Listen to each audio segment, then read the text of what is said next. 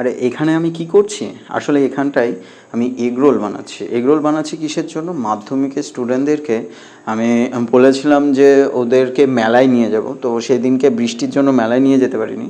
তাই ওদেরকে বলেছিলাম যে তোদেরকে আমি বাড়িতে এগরোল বানিয়ে খাওয়াবো নিজের হাতে। তাই সেটাই আজকে পূরণ করতে গেছি। বাপরে যা খাটনি! সকালবেলায় এই যে সকাল সকাল এখানটায় ময়দা নিয়ে মাখিয়ে ফেলেছিলাম, মাখিয়ে এখানটায় রেখে দিয়েছিলাম কিছুক্ষণের জন্য। তারপরে এখানটায় এই যে শসাগুলো অর্থাৎ স্যালাডগুলো সব কেটে নিচ্ছি। একে একে স্যালাডগুলো কাটার পরে মা এখানটায় সব লিচিগুলো গোল করছিল, আমি এখানটায় মানে তোমার বেলেছিলাম। বেলার পরে আমারটা সেই রাশিয়ার ম্যাপের মতো অবস্থা হয়ে গেছে।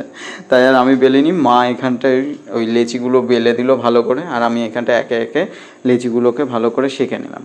এবার এই কারণে অনেকক্ষণ খাটাখাটনি হয়েছিল, তার জন্য এখানটায় সকাল সকাল ডিম সিদ্ধ আর এখানটায় মা একটু চাউমিন বানিয়েছিল, তাই ওই চাউমিনটাকে আর ডিম সিদ্ধটাকে খেয়ে নিলাম। আর এই দেখো এখানটায় লেচিগুলো কমপ্লিট হয়ে গেছে, যে রুটিগুলো মানে লাগবে সেগুলো কমপ্লিট হয়ে গেছে। তারপরে একে একে ডিম ফাটিয়ে এখানটায় আমি তোমার এগ রোলটা বানিয়ে নিতে থাকলাম। এখানটায় একটুখানি লবণ দিলাম, দেওয়ার পরে এখানটায় আমি আমার স্টাইলে বানিয়েছি। এখানটায় দেখো কেমন হয়েছে তোমরা, এখানটায় দেখো এখানটায় মানে এরকম টাইপের সবকটাই এইরকম সুন্দর হয়েছে।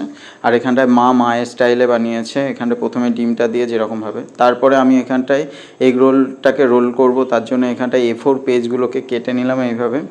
আর এইটা হচ্ছে দুপুরে খাওয়ার জন্য তোমার মাছ করেছিলাম। তারপরে কমপ্লিট হয়ে গেল এগ রোল বানানো, আর একে একে সব